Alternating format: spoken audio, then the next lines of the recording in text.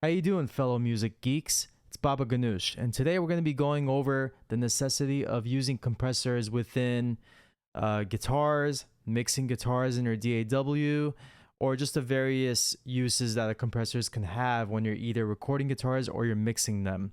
So let's go over the three stages of a compressor as you might run into when it comes to recording guitars. So one of them will be a source compressor in your real life application. And what I mean by that is you can have a real life guitar with a cable running out of it going inside a compressor pedal, going inside various other pedals, and either going into your amp, which is then being mic'd up via microphone on the cabinet, or you can even have a guitar cable going into a compressor pedal going into your interface. So that's something what I would like to call a source compressor. It's your guitar chain being compressed by a physical real life compressor pedal. That's one instance of it.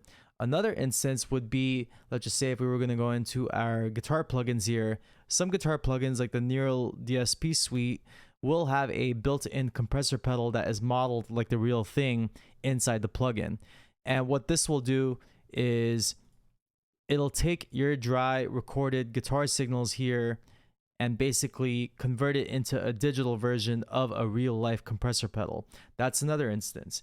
And the last instance would be taking your recorded guitars and basically compressing that within your DAW.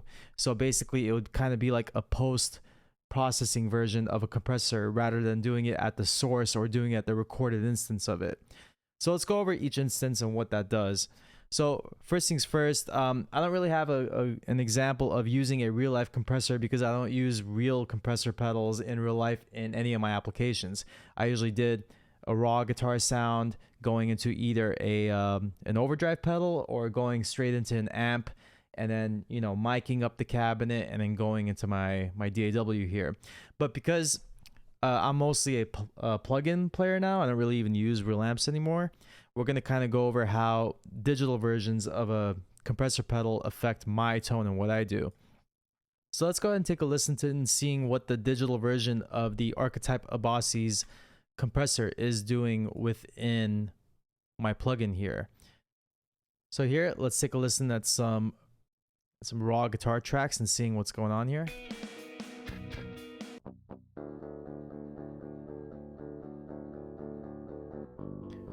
Okay, let's go ahead and turn on the plugin.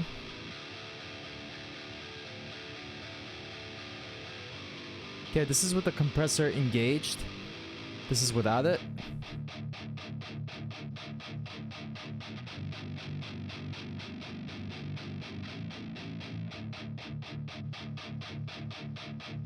Okay, I don't know if you guys can tell, but what I'm hearing is that it's basically kind of squishing that low end a little bit, as well as maybe a little bit in the mid-range and the top end of it, and it's kind of squeezing it to give it a little more crunchier, not a crunchier sound, but like a squeezed up sound.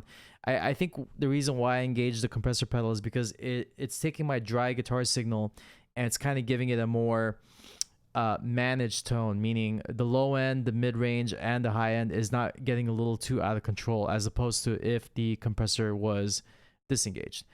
So let's hear what both guitars sound like with the compressor engaged.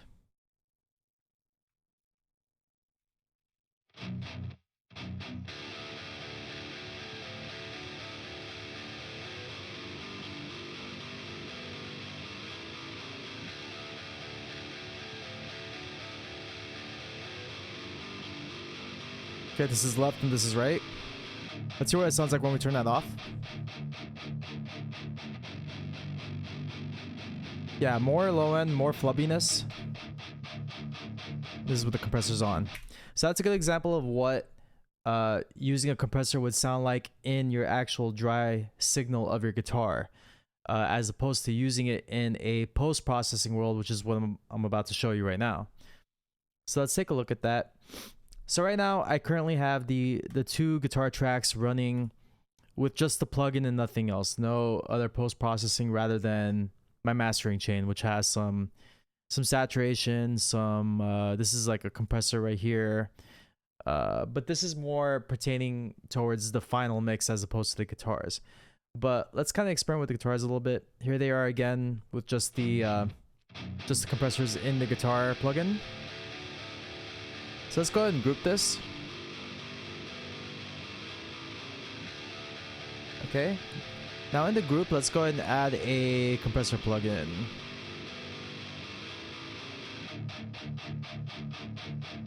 Oops. Yeah. All right.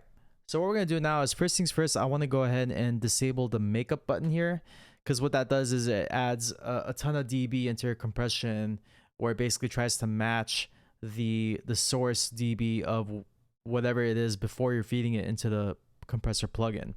So what I like to do is I like to go ahead and view it from the meter view here. I usually don't like to use this one. I like to use the graphic one, I guess, not so much meter, the graphic version of it. That way I could see how it's affecting the signal, and it kind of gives you a good indication of what the attack and the release knobs are doing, as well as the ratio.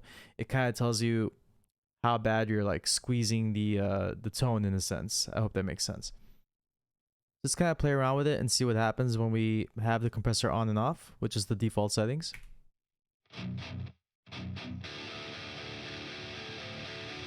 Okay, right now, as you can tell from the meter, there is no compression being applied, so let's go ahead and apply some.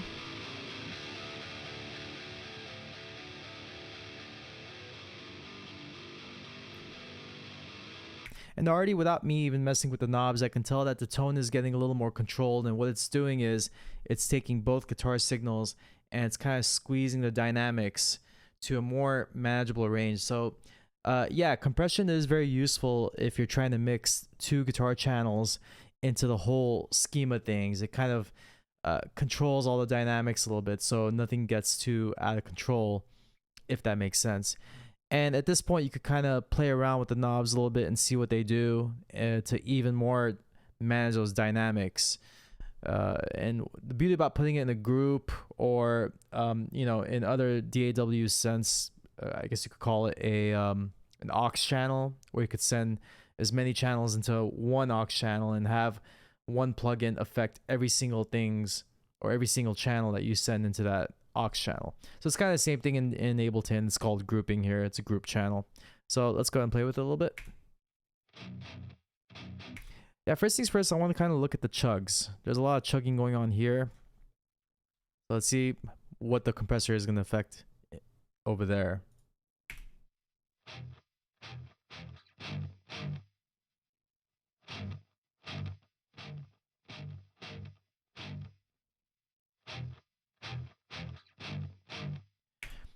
So as you can tell, when I turn the attack all the way up, it almost sounds like that the dynamics are getting louder.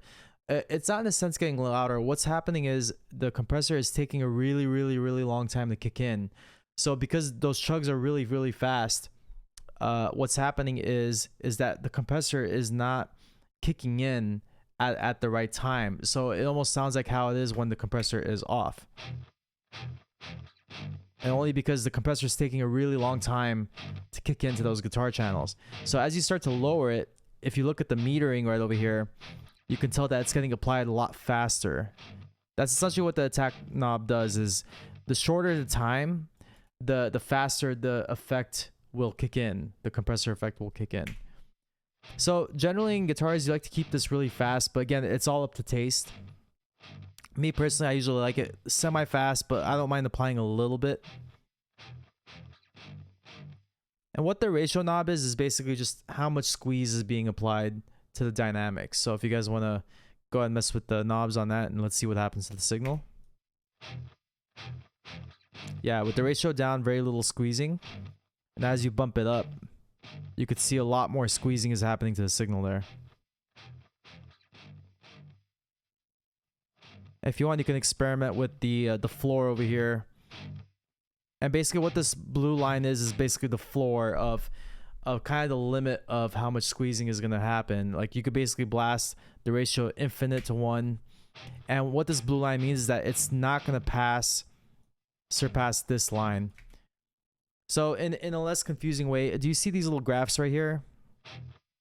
The little gray bar, that is your source tone being fed to the compressor.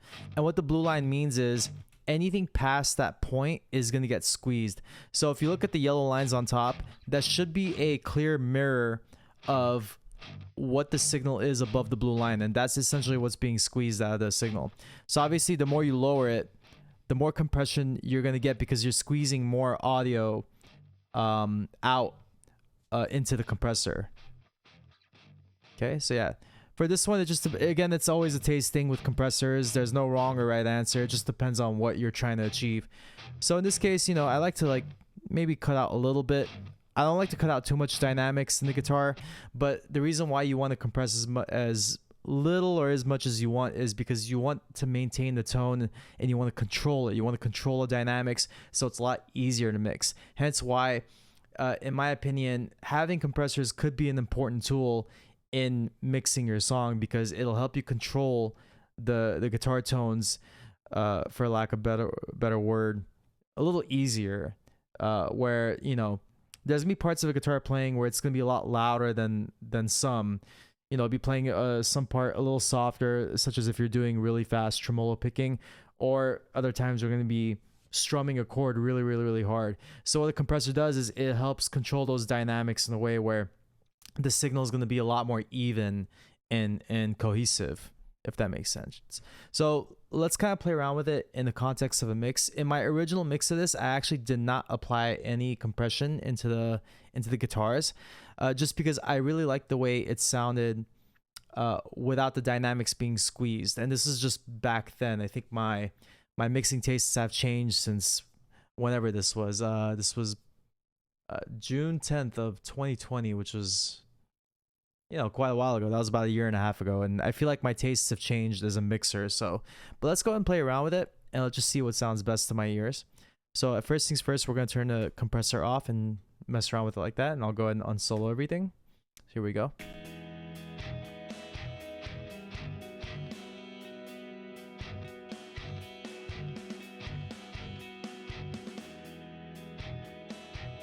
Let's turn it on. Let's see what we can get away with here with the compressor.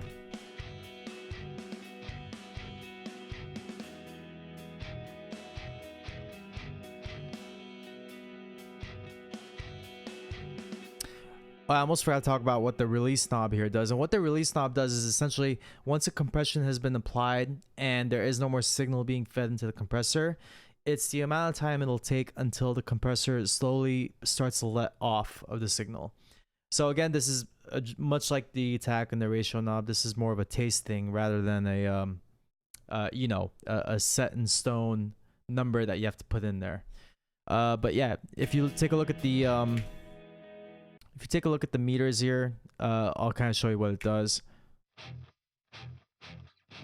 Long release. Look how long the that knee becomes, essentially, where it's kind of taking its sweet time to let off the compressor. So basically, with the attack time being really fast, it'll squeeze really fast, and if you set the release time really, really long, it'll kind of take its sweet time to expand back out.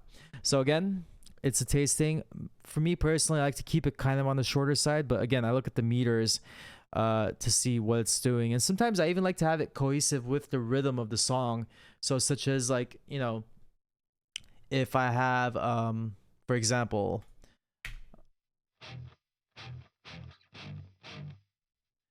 so what I can do is I can maybe even try to match the release with the tempo of the song with every quarter note. If you want to get creative like that, you don't have to be as creative as that, but sometimes depending on what you're compressing and what the source tone is of what it is you're compressing, you might want to make it cool and make it expand with the beat. I don't know. You can get creative. But anyway, let me go ahead and start mixing back. And me personally, I like a little shorter. Not too short, but again, it just depends.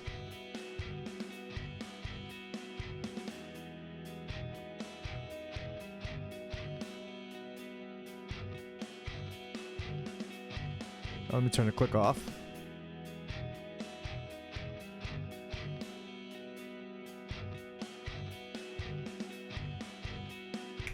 See, I feel like these settings right here are pretty good. It kind of, what it's doing is that very high end is a little unpredictable, I guess you could say. So what the compressor is doing is the high end, it's getting squeezed out of the equation to make it more manageable, and it's giving me an easier time to mix. So I might want to consider maybe keeping the compressor in here for a final mix as opposed to what I did a year and a half ago, because it's just sounding a lot better, a lot more manageable. So let's see what happens when we go a little further into the song here with the chords and the chugging.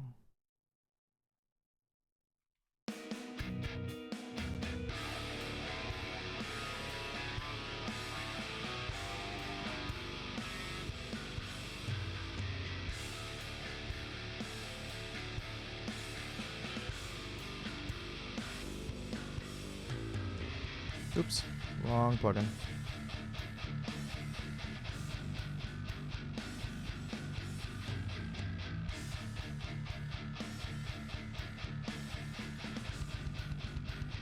Yeah, I'm actually really enjoying the tone with the compressor staying in rather than leaving it out. So I'm going to go ahead and leave that in here. And what I was noticing earlier when I was playing these lead tracks is that maybe a compressor can benefit off these lead tracks as well.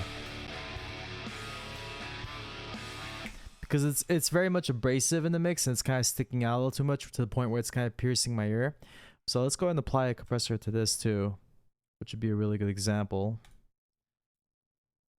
And what I'll do for now is I'll just go ahead and copy the original compressor from the other group track and go ahead and apply it to this one, and then we'll kind of play around with the settings.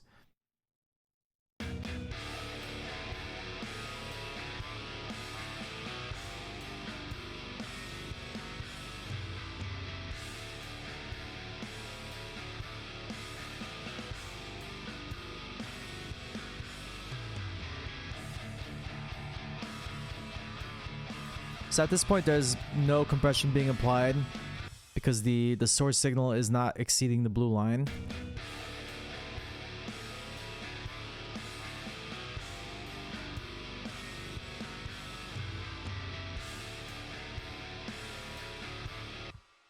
Yeah, here the attack and the release are going to be very minimal when it comes to how much effect of those two is being applied to the tone, only because there's always a constant signal coming in through those leads. There's always a sound. There's no break in between.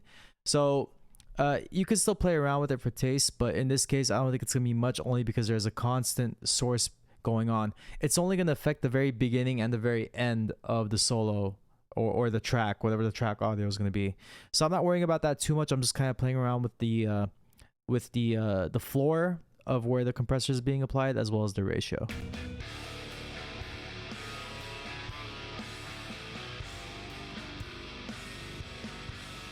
We can even try doing the makeup over here to see if any extra dB will help with the mix. Nope, too much.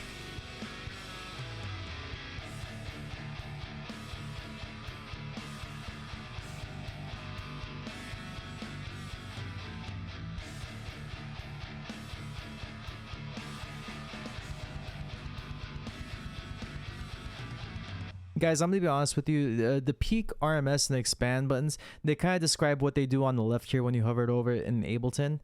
I don't play around with it too much. I just kind of use my ears for these. But yeah, it'll tell you here in peak mode, the compressor responds to short peaks within the signal. The RMS mode means that the root mean square mode, which is compressor is less sensitive to short peaks and responds more slowly. And the expand mode is basically the compressor acts as an upward expander. The output level will be increased as the input level exceeds the threshold. Yeah, I don't think I ever really use expand mode. I either leave it on peak or RMS. It just kind of depends on what I'm doing here. But because I'm more applying it to some lead lines where there's always a constant tone coming into the compressor, I think I'm going to try RMS for this one. It responds more slowly, so I'd rather the compressor not go too crazy as I'm using it. Plus, I think it just sounds better than my ears anyway, so we're going to leave it on RMS.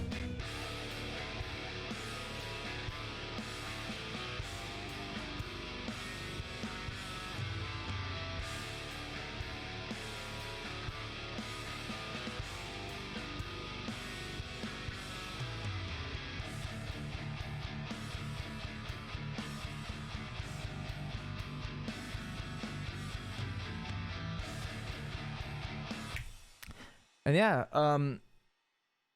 you know, going along with what I said earlier, I think having a compressor to my lead tracks is sounding a lot better than it did originally. So I'm going to go ahead and consider leaving this compressor in for a final mix as well. And going over everything we just did.